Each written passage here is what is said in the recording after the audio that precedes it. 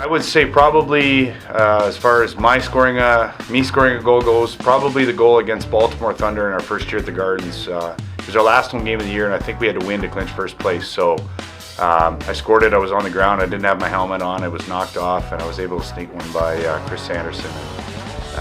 That leveraged us to first place, which gave us the 2 home games that we were able to fill the building in. And I have so many fond memories, but that was a pretty excitable moment for me, and it's one of my fondest memories, scoring a goal with the Rock. Well, I would be remiss if I didn't say all of my righties over the years. I mean, Danny Stroop and Aaron Wilson, now Casey, obviously. But I would thank Kim Squire for the small window we had together on the left-hand side. Kim and I for 3 or 4 years there. It was pretty fun.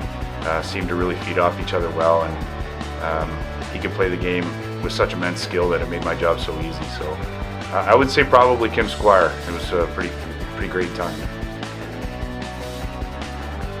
The way I've always answered that was the last one was the most meaningful. Whichever one we won last was the most meaningful. I mean, I could go through the list. I mean, 2011 was so special because I was able to come back to the Rock, and we had such a great team and great guys, and Jamie owning the team and all that. And I could just go down the list. Winning the first one, at the Gardens was pretty amazing for a 19 or a 20-year-old kid to be exposed to that. I never had any idea that would ever come of lacrosse in Toronto, and to be there for that, I have some fond memories of that building. Yeah, I think the game's changed quite a bit. Back then, I want to be careful what I say. The game certainly wasn't overcoached at that time, and the players it was like a free-for-all, up and down the floor, and there wasn't, I don't imagine a lot of people watching film and looking at tendencies, and the players weren't, maybe not as dedicated to being the specimens they are now, but it made for an exciting brand of lacrosse because it was in part wide open.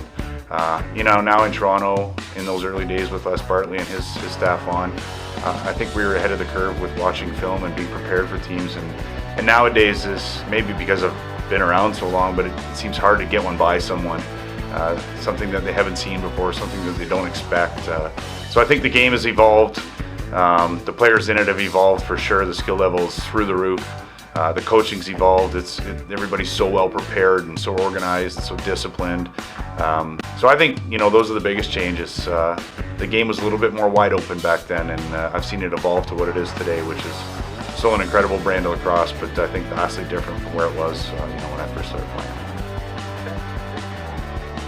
Colin Doyle, the captain, sidearm, count it. Rock take the lead, 10th of the night.